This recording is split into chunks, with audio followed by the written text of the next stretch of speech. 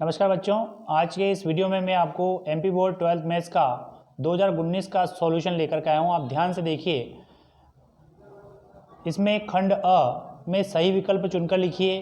पहला प्रश्न था आपके इसमें, यदि a बराबर 1 2 3 हो तो अवयव 1 2 वाले तुल्यता संबंधों की संख्या क्या होगी, कितनी होगी? तो अवयव 1 2 वाले तुल्यता संबंधों की संख्या होगी इसमें 2।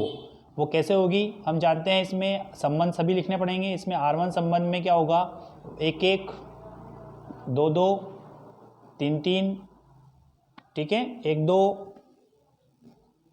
इसके बाद 2 1, ये एक R1 संबंध होगा इसका। इसी प्रकार से एक R2 संबंध यहाँ पर निकालेंगे हम, 1 1, जिसमें क्या आना चाहिए, 1 1 1 2 और 2 1 अवयव आना चाहिए। तो 1 1 2 2 3 3 1 2 2 1 3 1 और 1 3। इस प्रकार से संबंधों की संख्या कितनी हो जाएंगी, यहाँ पर 2 होगी। तो इसका जो ऑप्शन होगा, इसका सेकंड वाला ऑप्शन क्लियर सही होगा। इसके बाद अगला प्रश्न है आपका, ध्यान से देखिए। इसमें साइन वर्स x बराबर y है, इसमें तो सेकंड था। इसमें आपका इसमें भी ऑप्शन बी वाला राइट होगा। इसकी जो वैल्यू होगी, y की जो वैल्यू होगी वो -π/2 से π/2 के बीच में होगी। इसके बाद अगला प्रश्न आपके यहाँ पर दिख रहा होगा सामने आपको। इसमें यदि a बराबर आपको आव्यूह के रूप में दे रखा है cos alpha minus sine alpha cos alpha, तो इसमें a प्लस ए डैश बराबर i दे रखा है, तो अल्फा की वैल्यू ज्ञात करना है, a प्लस ए डैश। तो ए डैश निकालना है अपने को, यहाँ पर इसका रेसिप्रोकल निकालना है। तो कैसे हम निकालेंगे इसको, आप ध्यान से देखिए। इसमें ए डैश निकालना है और फिर ए डैश निकालने के बाद में इसको a को इसमें जोड़ना है। तो इसमें जो कॉलम होगा वो जो पंक्ति होगी वो स्तंभ में बन जाएगी और स्तंभ क्या हो जाएगा, पंक्ति में बदल जाएगा। तो कॉस अल्फा और यहाँ आ जाएगा साइन अल्फा और ये हो जाएगा साइन अल्फा और ये कॉस अल्फा। तो ये आ गया आपके पास ए डैश। अब इसमें ए डैश में किसको जोड़ना है, अपने को ए में जोड़ना है। तो ए में इसको जोड़ेंगे तो इसका जो आंसर आएगा आपके ए प्लस ए डैश का जो मान आएगा वो आएगा 2 cos अल्फा 0 और 0 और 2 cos अल्फा, और बराबर इसके क्या दे रखा है आपको, आई दे रखा है। तो आई दे रखा है तो मतलब आई की वैल्यू क्या होती है हम जानते हैं सभी, आई बराबर होता है 1 0 0 1। तो यहाँ पर इसकी कंपैरिजन करेंगे, तुलना करेंगे, 2 cos अल्फा किसके बराबर होगा, 1 के बराबर होगा। तो यहाँ पर हम लिखेंगे, चूँकि 2 cos अल्फा 1 के बराबर होगा तो 2 cos अल्फा बराबर 1, तो cos अल्फा बराबर हो जाएगा 1/2 और अल्फा की वैल्यू कितनी आ जाएगी, इसी प्रकार से उसको सोल्व करेंगे π/3 आएगी, 60 डिग्री आ जाएगा। क्लियर है। इसके बाद अगला प्रश्न आपको दे रखा है, इसमें यदि a बराबर 3×3 कोटि का वर्ग आव्यूह हो तो एडजॉइंट ऑफ a की वैल्यू ज्ञात करना है। तो एडजॉइंट ऑफ a की वैल्यू ज्ञात करने के लिए एक फार्मूला जो है, एक संबंध आपको याद रखना है। एडजॉइंट ऑफ a बराबर होता है mod ऑफ a की पावर n-1। यहाँ पर n क्या है, m×n कोटि का यदि कोई अव्यूह है तो यहाँ पे 3×3 है तो 3 रखना है, n की जगह कितना रखना है उनको, 3 रखना है। तो 3 रखने पर क्या आ जाएगा, mod ऑफ a बराबर 3-1, मतलब 3-1 मतलब 2 आ जाएगा। तो mod ऑफ a की पावर 2, यहाँ पर इसका ऑप्शन फर्स्ट वाला आ गया। इसके बाद अगला x बराबर 0 पर फलन f(x) बराबर mod x फलन क्या है, तो सतत है लेकिन अवकलनीय नहीं है। इसका फर्स्ट वाला ऑप्शन सही होगा। इसमें अवकलनीय नहीं है, इसको प्रूव करने के लिए क्या करेंगे, अपनी r डैश निकालेंगे, r dash of f dash निकालेंगे, फिर l dash of f dash निकालेंगे। तो इसमें r dash of f dash जब आप निकालेंगे तो इसकी वैल्यू जब आप रखेंगे तो इसमें इसका +1 आएगा और इसमें -1 आएगा। दोनों वैल्यू यहाँ पर बराबर नहीं होगी, LHS RHS के बराबर नहीं होगा। तो फलन जो है वो अवकलनीय तो नहीं होगा लेकिन सतत होगा। तो इसमें फर्स्ट वाला ऑप्शन है। इसके बाद अगला है आपका, इसके अंदर वो देखिए, इसमें आपको दे रखा है सदिश 3i - 2j + 6k की दिक् कोजाएं ज्ञात कीजिए। तो दिक् कोजाएं निकालने के लिए क्या करेंगे आपको, इसमें जो √3 का वर्ग 9 और 2 का वर्ग 4 और 6 का वर्ग 36, मतलब किसका भाग देना आपको, √49 का मतलब 7 का। तो 7 का आप भाग दे देंगे इसके अंदर। तो इसकी दिक् कोजाएं होगी, आपको डायरेक्ट मैं दिक् कोजाएं यहाँ लिख रहा हूँ। तो दिक् कोजाएं होगी इसकी 3/7 -2/7 और 6/7 होगी। अगला प्रश्न आपको दिख रहा होगा इसके अंदर, y बराबर x प्लस e की पावर x का डबल डिफ्रेंशिएशन करना था। डबल डिफ्रेंशिएशन कर लीजिए आप, इसका आंसर आएगा e की पावर x। इसके बाद अगला प्रश्न है आपका, इसके अंदर y बराबर x² x अक्ष तथा x बराबर 1 x बराबर 2 से घिरे क्षेत्र का क्षेत्रफल ज्ञात करना था। तो इसमें आपको क्या करना है, समाकलन निकालना है, x² × dx का 1 से 2, यहाँ पे लिमिट दे रखी है 1 से 2, x बराबर 1 और x बराबर 2 के बीच घिरे क्षेत्र का क्षेत्रफल निकालना है। तो इसका आंसर आएगा x की पावर 3/3। इसमें लिमिट रखेंगे 1 to 2, इसमें लिमिट रखने के बाद इसका जो आंसर आएगा आपके 7/3 आ जाएगा। क्लियर है। इसके बाद अगला प्रश्न आपको यहाँ पे दिख रहा होगा, यहाँ पे 2x + y - z = 5 द्वारा x अक्ष पर काटा गया अंतःखंड ज्ञात करना है। तो x अक्ष पर काटा गया अंतःखंड ज्ञात करने के लिए आपको क्या करना है, 2x + 5y - z = 5। तो आपको क्या करना है, दोनों पक्षों में 5 का भाग देना है। तो दोनों पक्षों में 5 का भाग देना है तो क्या आ जाएगा, 2x/5 आ जाएगा, y/5 आ जाएगा और z/5 मतलब सबके बटे में क्या आ जाएगा, 5 आ जाएगा। तो इसका x अक्ष से काटा गया अंतःखंड कितना हो जाएगा, ये 2 नीचे चला जाएगा तो 5/2। इस प्रकार से अंतःखंड निकालने के लिए हम x के नीचे का जो पार्ट होगा वो उसका अंतःखंड होगा, मतलब 5/2 इसका ऑप्शन होगा, आंसर होगा। क्लियर है। अगला है आपका, इसके अंदर इसमें आपको सही कथनों, सही निम्नलिखित कथनों में से सत्य और असत्य कथन लिखना था। यहाँ पे देखिए, यदि E1 और E2 परस्पर अपवर्जी घटनाएं हो तो PE सर्वनिष्ठ E2 E1 सर्वनिष्ठ E2 जो है बराबर 0 होता है। तो इसमें परस्पर अपवर्जी घटनाएं हैं तो इसका मान 0 होगा, सही है। ये इसका पहला ऑप्शन जो आएगा वो ट्रू आएगा। इसके बाद PA की वैल्यू हाफ दे रखी है और PB की वैल्यू 0, तो PA0B बराबर परिभाषित नहीं है। सही बात है, क्योंकि PB यदि वैल्यू 0 हो जाएगी तो PA/B का जो मान होगा वो परिभाषित नहीं होगा, क्योंकि हम फार्मूला जानते हैं इसमें PA/B बराबर होता है PA सर्वनिष्ठ B, PA सर्वनिष्ठ B upon PB होता है। तो यदि यहाँ पर PB की वैल्यू 0 हो जाएगी तो ये परिभाषित नहीं होगा, ये फलन परिभाषित नहीं होगा। अगला है आपका, किसी रेखीय प्रोग्रामिंग में उद्देश्य फलन हमेशा रेखीय होता है। बिल्कुल सही है, किसी भी रेखीय प्रोग्रामिंग का क्वेश्चन आप करेंगे तो उसमें उद्देश्य जो फलन होता है वो z = ax + b प्रकार का ही होता है, जो कि रेखिक होता है। अगला है आपका, किसी रेखीय प्रोग्रामिंग के लिए संभाव्य क्षेत्र हमेशा रेखीय बहुभुज होता है। बिल्कुल सही है, ये भी ट्रू होगा, तो यहाँ पर ये सभी ट्रू होंगे। इसके बाद अगला है आपका 5वां प्रश्न है, 0 से पाई cos³ dx का मान 0 होता है। सही है, इसका मान 0 ही होगा। वो क्यों होगा, क्योंकि हम जानते हैं एक प्रॉपर्टी है हमारे पास, इसमें फलन ऑफ f2a - x बराबर यहाँ पर यदि -f(x) है तो फलन का मान क्या हो जाएगा, 0 होता है। तो इस प्रकार से यहाँ पर 0 to पाई में cos³ dx का मान हमेशा 0 होगा, ये भी ट्रू होगा। इसके बाद अगला है आपका, सही जोड़ी बनाइए। सही जोड़ी के अंदर आपको बहुत ही सिंपल सही जोड़ी आई थी ये, इसमें सभी आपके फार्मूले थे, वो फार्मूले आप यहाँ पर देख सकते हैं। फर्स्ट का जो ऑप्शन होगा वो फर्स्ट का C वाला होगा, इसमें सेकंड का फर्स्ट वाला होगा, इसके बाद थर्ड का D वाला होगा इसमें। क्लियर है। इसके बाद ये अगला है यार, इसमें फोर्थ का जो होगा इसमें ऑप्शन F वाला होगा और फिफ्थ का यहाँ पर G वाला होगा। आप देख लीजिए, सही जोड़ी लगा लीजिए। इसके बाद ये अगला है, इसमें एक शब्द या एक वाक्य में उत्तर आपने को देना था। यह है x⁴x का महत्तम मान ज्ञात कीजिए। x⁴x का महत्तम मान किस प्रकार से ज्ञात करना है, तो इसमें आपको क्या करना है, इसका लॉग लेना है पहले तो x की, क्योंकि y मानना है आपको, तो इसमें इसको इस प्रकार से करते हैं, y = x⁴1/x। अब दोनों पक्षों का लॉग लेना है, तो log y बराबर यहाँ जाएगा आपके पास 1/x log x। क्लियर है। अब इसका डिफरेंशिएशन करना है, तो डिफरेंशिएशन करेंगे तो log y का तो 1/y, y का हो जाएगा dy/dx, और इसका डिफरेंशिएशन करना है x²। इस बाद आपको x इधर और log x का हो जाएगा 1/x माइनस log x ऐसा कैसे ही रहेगा और x का कितना हो जाएगा, 1 हो जाएगा। अब dy/dx को क्या करना है, महत्तम और न्यूनतम मान ज्ञात करेंगे। dy/dx की वैल्यू को 0 के बराबर रखते हैं, तो इसको 0 के बराबर रख देंगे और 0 के बराबर रखने पर ये x² 0 में चला जाएगा।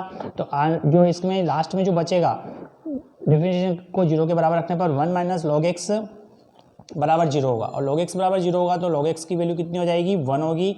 और चूंकि यहाँ बेस में e होता है तो x की जो वैल्यू कितनी होगी, तो x का जो मान होगा वो e के बराबर हो जाएगा। तो हम यहाँ पर x बराबर e लिखना है।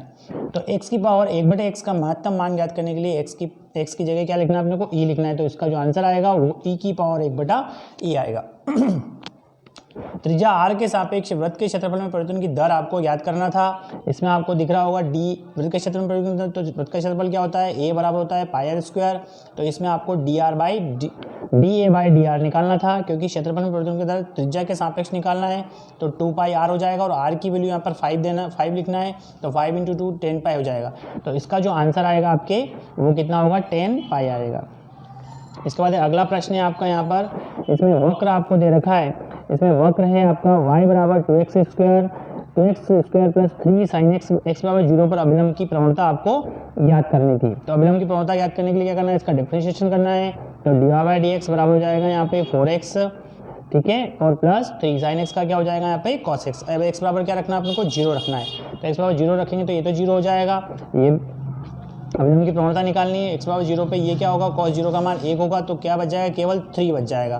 तो dy बाई डी एक्स का जो मान आएगा आपके पास वो कितना आएगा, dy बाई डी एक्स की वैल्यू आएगी 3, क्योंकि अपने को अभिलंब की प्रवणता निकालनी है। तो अभिलंब की प्रवणता इसकी उल्टी होती है, क्योंकि हम जानते हैं m1 m2 बराबर, दो रेखाएं यदि लंबवत होती है तो उनकी प्रवणता गुणनफल -1 के बराबर होता है। तो m1 m2 बराबर -1 होगा, तो m1 की जो वैल्यू, ये m1 की वैल्यू मान लीजिए, तो m1 बराबर कितना है 3 है, तो यहाँ पर 3 रखना है, तो m2 की वैल्यू कितनी आ जाएगी -1/3 आ जाएगी। तो इसका जो आंसर आएगा आपके पास कितना आएगा -1/3 होगा।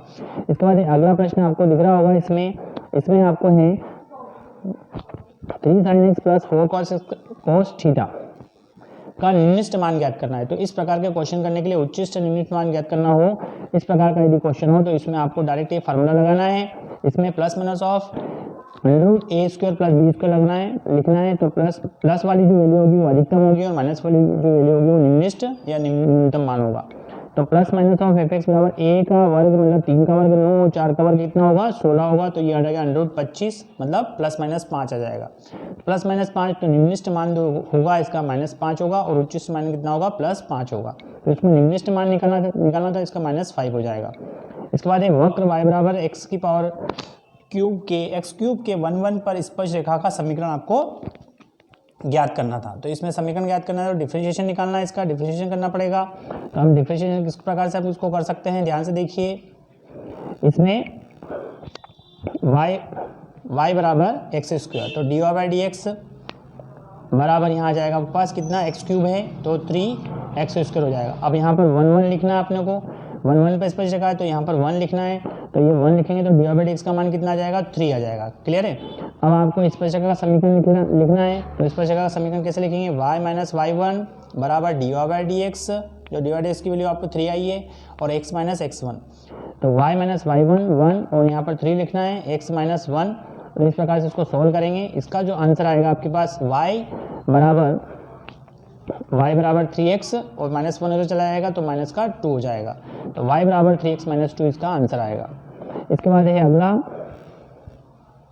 इसमें देखिए आप, यदि छठा खंड ब हम कर रहे हैं, अब इसमें a और b का मान, तो a डॉट b का मान निकालना था, तो a डॉट b का मान निकालना है, तो इसमें आएगा 10 7 और 20 और 19 आ जाएगा, 26 और 19 आ जाएगा।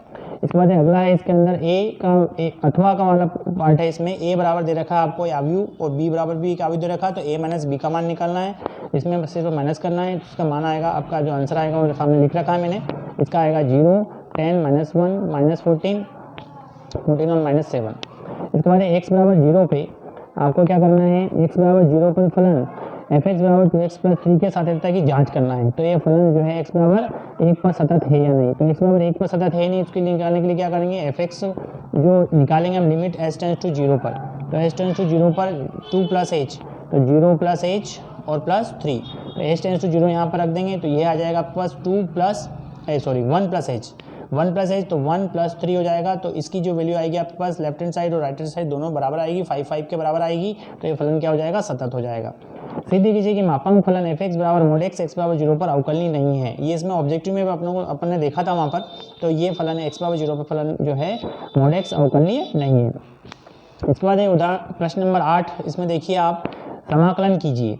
बहुत सिंपल समाकलन आया था आपके 2 नंबर में, आपको कुछ नहीं करना है, x की पावर 2/3 दे रखा है, तो 2/3 + 1 इसका समाकलन करेंगे, 2/3 + 1/2/3 + 1 कर देंगे, तो इसका आंसर आपके सामने लिख रखा मैंने 3/5 x की पावर 5/3 + x आ जाएगा, और प्लस c भी आपको यहाँ पर लगाना है। अगला है आपका, इसके अंदर समाकलन कीजिए 1 - sin x बाय cos वर्ग x। इसका समाकलन करने के बाद इसका जो आंसर आएगा आपके पास वो आएगा आपका 10x - sec x। क्लियर है, और प्लस c भी आपको यहाँ पर लगाना है। अगला है आपका सदिश a के अनुदिश मात्रक सदिश ज्ञात करना है। सदिश a के अनुदिश मात्रक सदिश ज्ञात करने के लिए क्या करेंगे, इसमें 2 आपको दिख रहा होगा यहाँ पर, 2 3 और 1, ठीक है, i कैप और j कैप और k कैप के गुणांक, तो इनके गुणांकों का वर्ग करके योग करना है ऑन रूट में, तो 4 3 का वर्ग 9 और 1 आ जाएगा, कितना हो जाएगा यहाँ पर 9 1 10 √14। तो √14 का आपको यहाँ पर भाग देना है। इसका जो आंसर आएगा आपके पास 19 मात्रक सदिश ए के बराबर सदिश है, इसका सूत्र लिख रहा हूँ मैं, सदिश ए बटा मॉड ऑफ ए। तो यहाँ पर 2i के प्लस 3j के प्लस k के बटे में आपको क्या करना है, केवल √14 करना है, इसका आंसर आ जाएगा। अगला है आपका, इसमें दिख रहा होगा सदिश ए का सदिश बी पर प्रक्षेप ज्ञात करना है। सदिश ए का बी पर प्रक्षेप ज्ञात करना है। सदिश का सूत्र है a डॉट बी बटे मॉड ऑफ बी, ठीक है।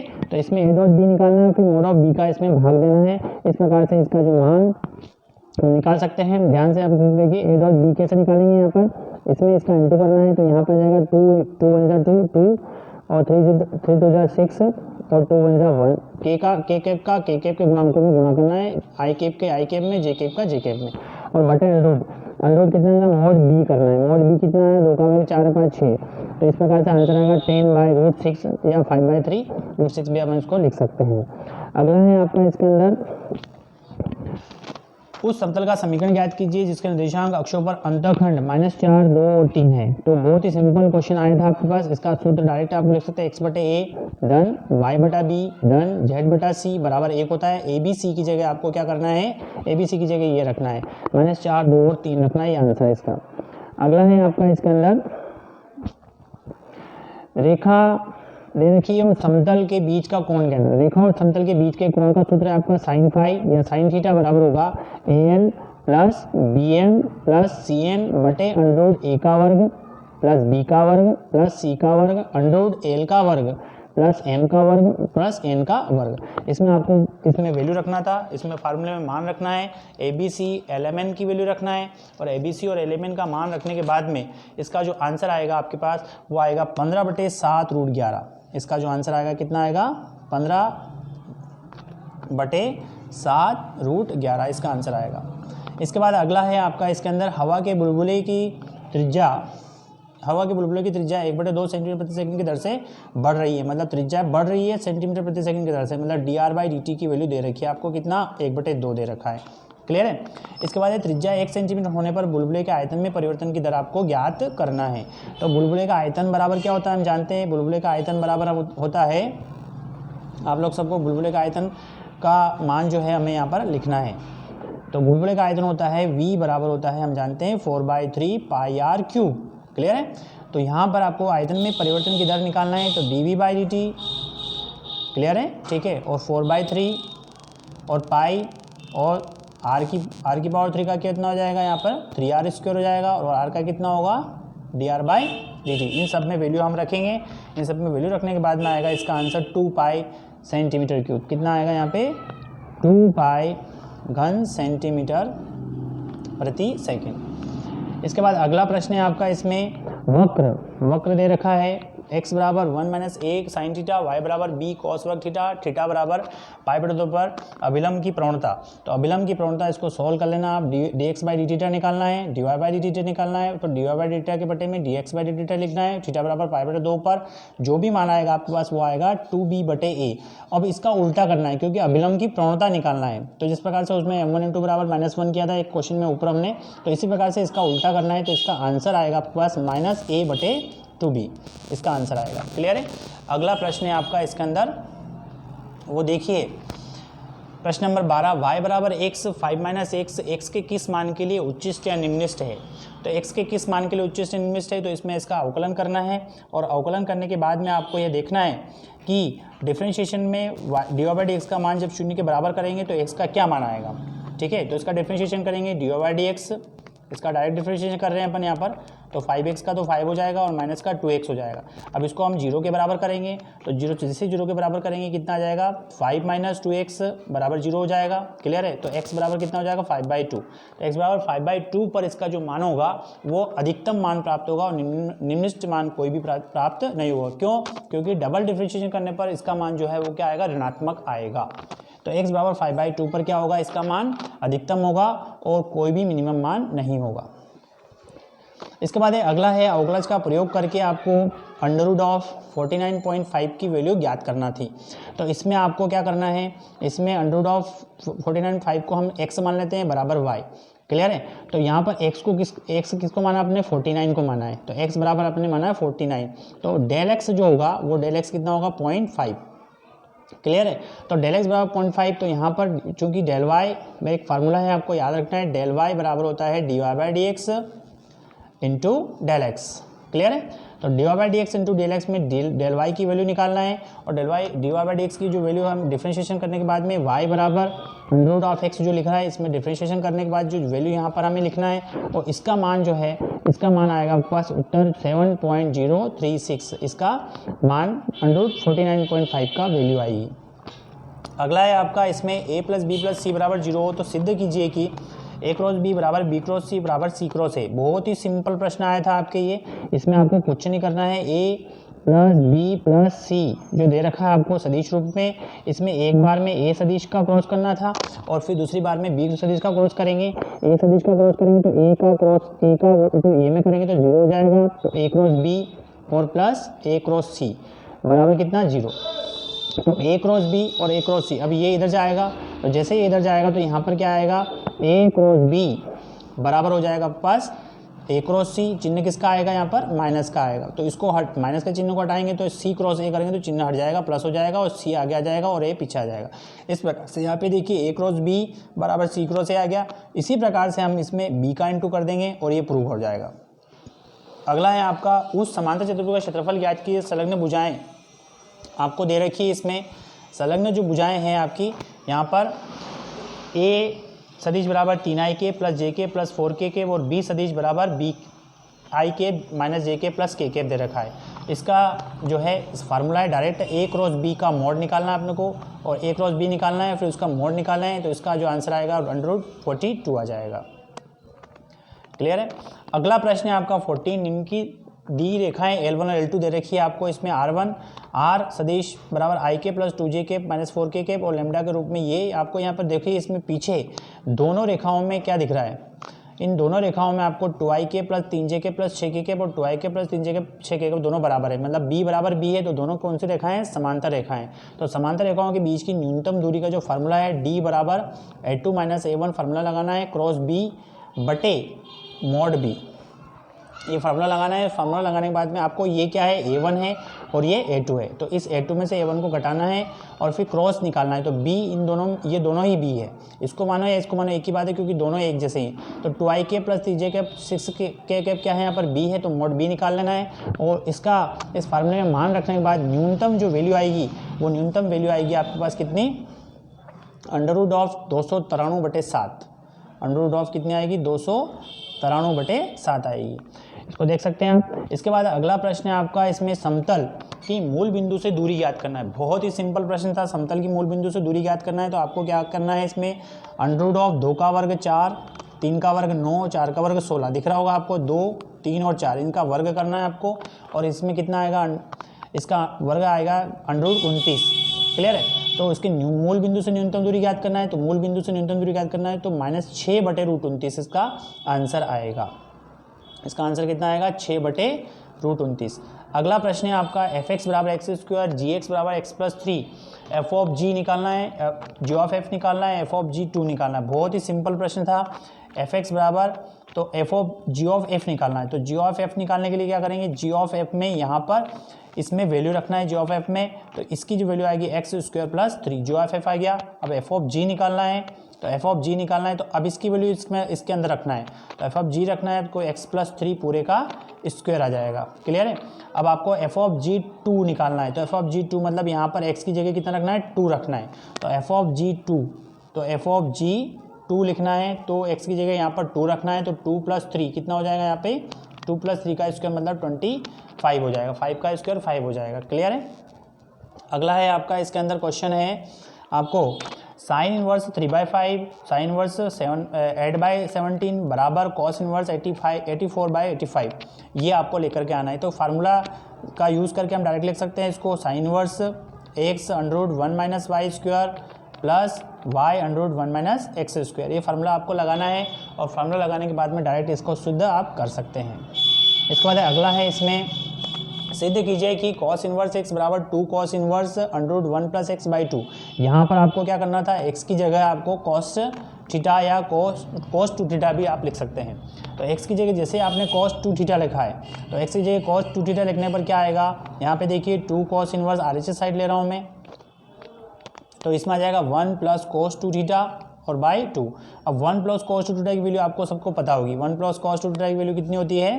2 कॉस इनवर्स 2 कॉस वर्ग थीटा, है ना। 2 कॉस वर्ग थीटा बटे 2, 2 से 2 कट जाएगा, कॉस वर्ग चूंकि अंडर में, अंडर से बाहर आएगा तो हो जाएगा 2 cos inverse cos theta, theta से थीटा कट जाएगा।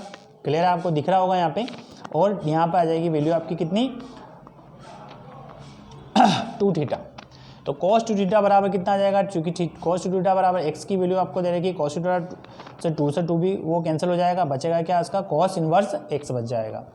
अगला है आपका इसके अंदर साइन इनवर्स एक्स बराबर ए प्लस बी, बी और सी, ए सी प्लस ए सी और ए बी और ए प्लस बी।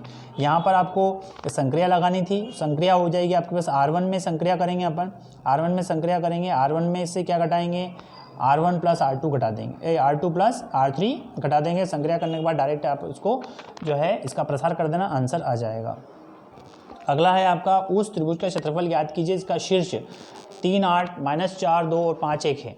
इसके शीर्ष आपको दे रखे हैं, तो इसका जो आंसर आएगा आपके सारणिक से इसको हल कर सकते हैं आप। सारणिक बना लेना है, इसमें 3 8 1 लिखना है, फिर -4 2 1 लिखना है, 5 1 और 1 लिखना है। इसको आपको सोल्व करना है और सारणिक को सोल्व करने के बाद इसका जो आंसर आएगा वो 61/2 आएगा। कितना आएगा इसका? 61/2 आएगा। अगला नेक्स्ट क्वेश्चन हम करेंगे इसमें, क्वेश्चन नंबर 18। उस तल का समीकरण ज्ञात कीजिए जिसके बिंदु 1 -1 2 अंतर्विष्ट है और जो दोनों समतलों में से प्रत्येक पर लंब है। तो आपको क्या करना है, इसमें अंतर्विष्ट बिंदु को अंतर्विष्ट करना, समतल का समीकरण लिखना है। तो x -1 a x -1 plus b y plus 1 और प्लस c z -2 और बराबर 0। ये समतल को बिंदु को अंतरिष्ट करने वाले समतल का समीकरण है। जो किस पर लंब है? ये दोनों समतल आपको यहाँ पे देख रखे हैं नीचे, इन दोनों पर लंब है।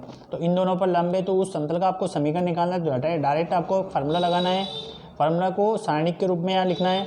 यहाँ x -1 और y प्लस 1 और यहाँ पे है आपका z -2। इसी प्रकार से यहाँ पर 2 लिखना है, 3 लिखना है, -2 लिखना है। ये जो आपको दिख रहा है इसमें, ये 2 3 और -2 यहाँ पर जो है ये आपको यहाँ लिखना है। इसी प्रकार से ये आपको यहाँ दिख रहा होगा 1 2 और -3, 1 2 और -3 यहाँ पर लिखना है और बराबर 0।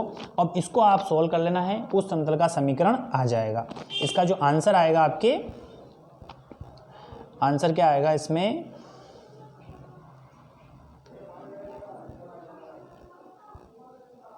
सॉरी,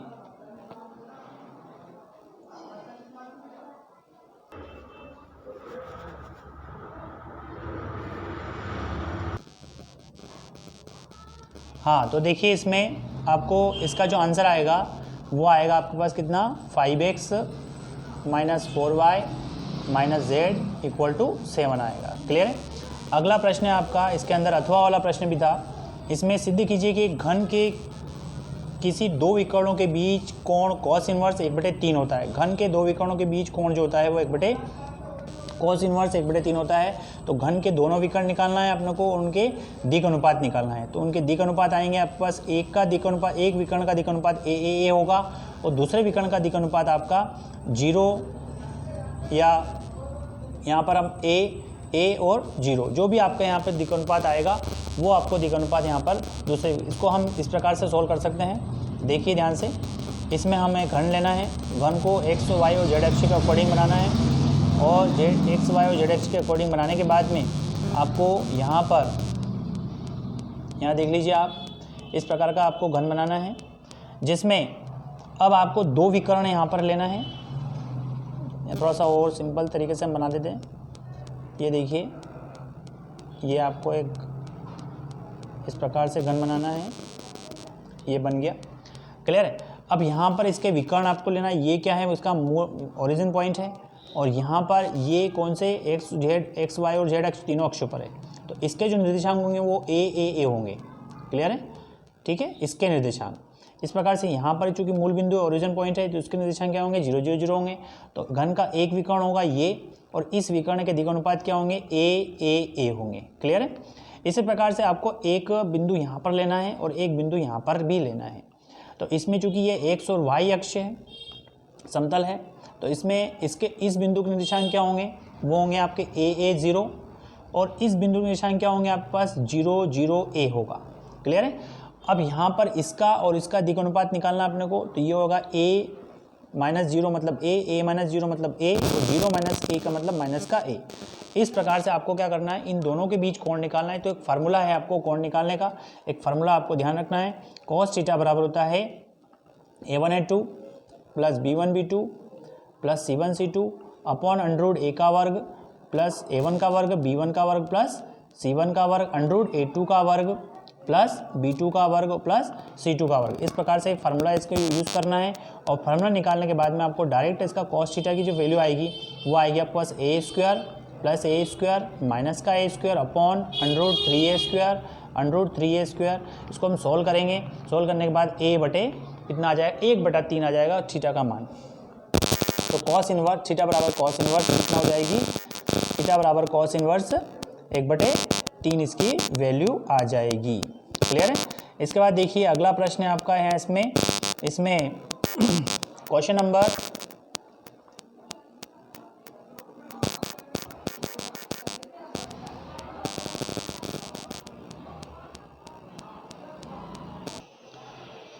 क्वेश्चन नंबर 19 देखेंगे अब हम यहाँ पर। इसमें आपको असमीकरण 3x धन 2y छोटा है बराबर 6 के दे रखा है। इसका ग्राफ खींचना था, बहुत ही सिंपल प्रश्न आया था आपके पास। इसमें आपको एक ग्राफ खींचना है। इसमें 3x धन 2y बराबर 6 एक रेखा है, इसका चित्र खींचना है। इसमें इसके जो इंटरसेक्शन पॉइंट आएंगे ये वाले बिंदु आ जाएंगे। और इसमें चूंकि छोटा या बराबर 6, जो छोटा है बराबर 6, तो इस प्रकार से इसको यहाँ छायांकित करना था। ये ग्राफ हो गया इसका। अगला है यहाँ पर, इसमें आपको दे रखा है P बराबर 2x प्लस 4y का न्यूनतम मान निम्नलिखित प्रतिबंधों के अंतर्गत ज्ञात कीजिए। तो यहाँ पर एक प्रतिबंध दे रखा है, 2 प्रतिबंध। तो दोनों प्रतिबंधों के अंतर्गत आपको क्या करना है, रेखाओं के समीकरण खींचना है, ग्राफ खींचना है। और ग्राफ खींचने के बाद में आपको क्या करना है, इंटरसेक्शन पॉइंट निकालना है। क्लियर है।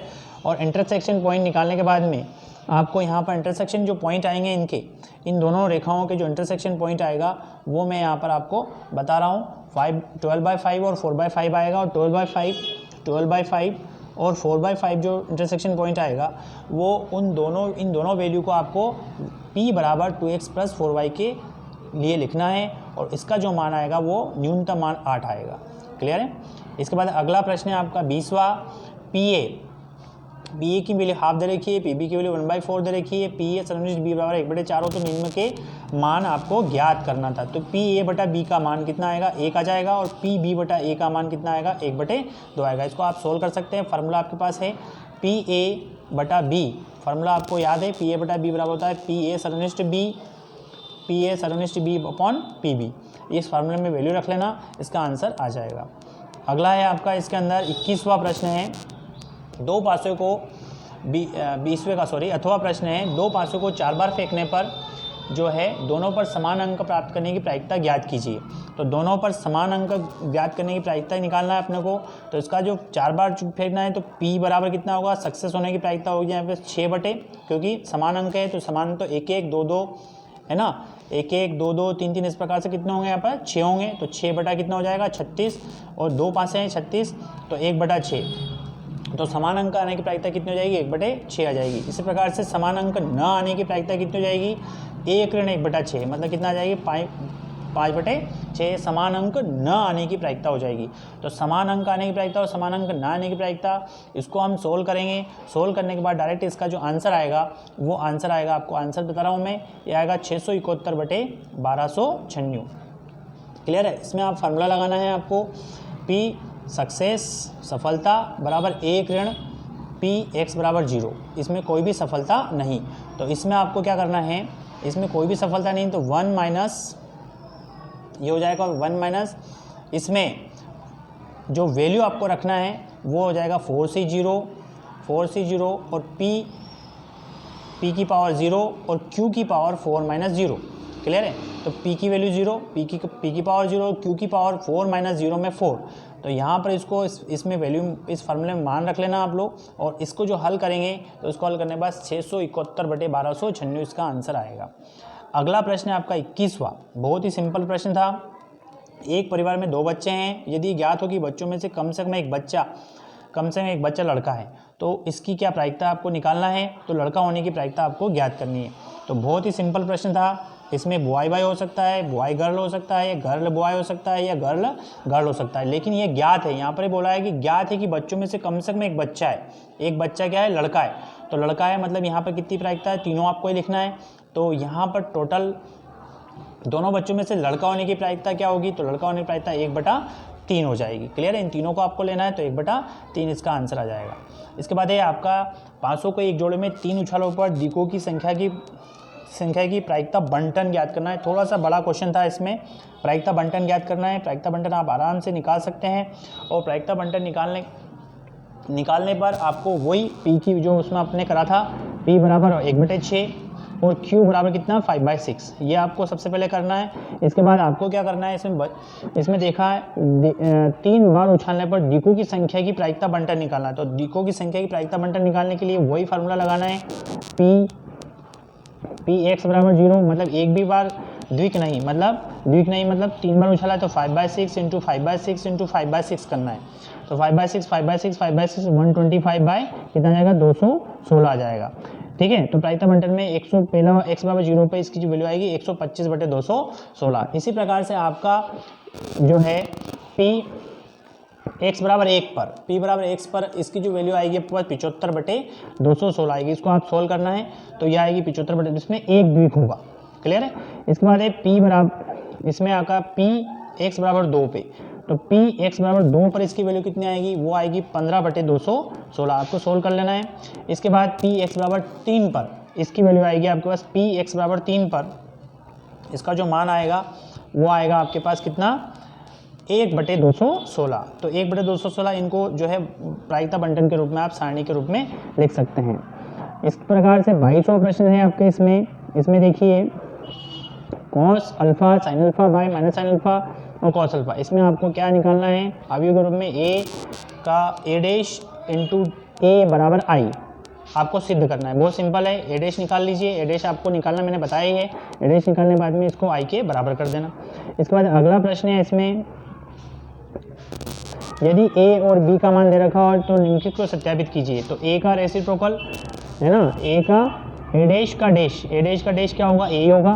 और a प्लस बी, पहले a प्लस बी निकालना है, a प्लस बी निकालना है, और फिर उसका रेसिप्रोकल मतलब वो करना है, डैश निकालना है, और फिर a डैश और b डैश, a का डैश निकालना है, b का डैश निकालना है, उन दोनों को जोड़ना है।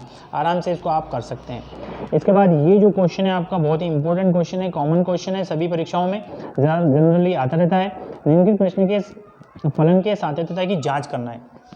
तो सातत्यता की जाँच करने के लिए x साइन ऑफ 1/x, सातत्यता की जाँच करने के लिए आपको फार्मूला सब वगैरह पता है। इसमें राइट हैंड साइड और लेफ्ट हैंड साइड निकालेंगे। Right hand side of fx limit x tends to 0 plus पे निकालेंगे। तो इसमें आपका limit x tends to 0 plus of fx में 0 प्लस h। ठीक है, इसमें x की जगह पर वैल्यू रख रहा हूँ मैं, और साइन 1/0 प्लस h। तो h बराबर क्या रखना है? इसमें 0 रखना है। h बराबर 0 रखने पर क्या आएगा? इसका मान 0 आ जाएगा। इस प्रकार से राइट हैंड साइड 0 आएगी, तो लेफ्ट हैंड साइड भी इसी प्रकार से क्या आ जाएगी? 0 आ जाएगी। तो हम कह देंगे कि फलन जो है x बराबर 0 पर सतत है। अगला प्रश्न है आपका 23वें के बाद 24वें प्रश्न पे चलते हैं अपन। इसमें आप देखिए 23वें का 8वें प्रश्न पे चलते हैं। सिद्ध कीजिए कि फलन fx बराबर, इसमें x² - 1 जब x का मान बड़ा है बराबर 1 और 1 - x जब x का मान छोटा है 1 के। तो इसमें आपको क्या करना है? x बराबर 1 पर फलन के अवकलनीयता की जांच करना है कि ये अवकलनीय नहीं है, x बराबर 1 पर अवकलनीय नहीं है, ये सिद्ध करना है। तो इसमें ग्राफिकल रिप्रेजेंटेशन से आप इसको कर सकते हैं।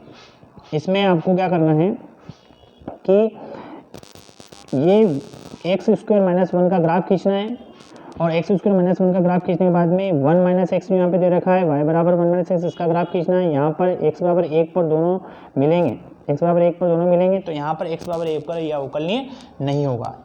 इसके बाद एक प्रश्न है आपका, इसमें 24वां प्रश्न।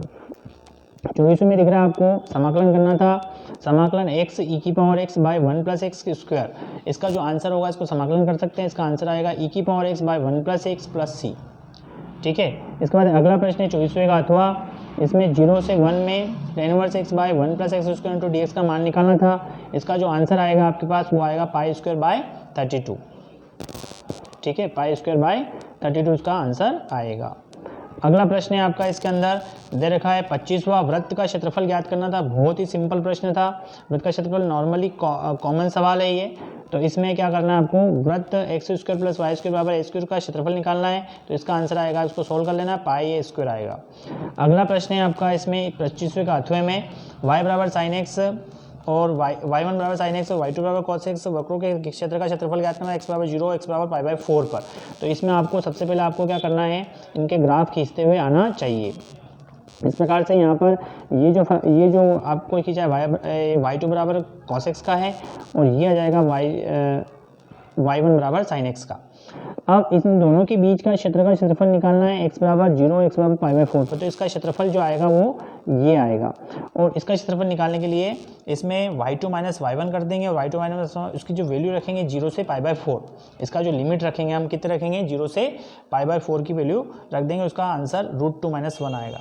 इसके बाद अगला प्रश्न है 26वां प्रश्न है आपका। इसमें सत्यापित कीजिए कि फलन y बराबर a cos x plus b sin x a b अवयव r का अवकलन समीकरण का हल है या नहीं। तो इसका डिफरेंशिएशन करना आपको, अवकलन समीकरण हल है। तो y बराबर a cos x plus b, बहुत ही सिंपल प्रश्न था। इसका डबल डिफरेंशिएशन कर देना, डबल डिफरेंशिएशन करने के बाद डायरेक्ट आपके आंसर ये आ जाएगा। इसमें dy बाई डी एक्स हम कर सकते हैं। यहाँ पर dy बाई डी एक्स बराबर a cos x का होता है sin x, चिन्ह माइनस आ जाएगा और plus b cos x sin x का क्या हो जाएगा, cos x हो जाएगा।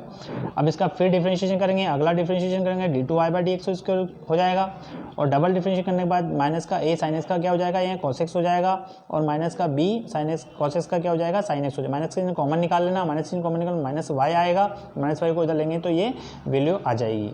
अगला प्रश्न है आपका इसके अंदर, अवकल समीकरण dy बाई डी एक्स बराबर x log x का हल ज्ञात कीजिए। तो इसका हल निकालना था। तो इसमें dy बराबर आपको क्या करना है, इसमें जो dx दे रखा है dx को ऊपर पहुंचाना है। तो x log x into dx कर देंगे। अब इसका समाकलन करना है, कर दिया। अब समाकलन करना है, समाकलन करने के बाद में dy का समाकलन y होगा और इसको फर्स्ट फलन मानेंगे, उसको सेकंड फलन मानेंगे। फर्स्ट और सेकंड फलन से इसको सोल्व कर लेना। इसका फर्स्ट फलन मानेंगे तो इसका आ जाएगा log x ऐसा कैसे ही, और x का क्या हो जाएगा, एक्स स्क्वायर बाई 2, चिन्ह बीच में माइनस का आएगा। समाकलन करेंगे 1 बाई एक्स का, log x का तो 1 बाई एक्स हो जाएगा और इसका डिफरेंशिएशन करेंगे तो अवकलन करेंगे एक्स स्क्वायर बाई 2 हो जाएगा। x से x कैंसिल हो जाएगा और फिर इसका x का करेंगे एक्स स्क्वायर बाई 2।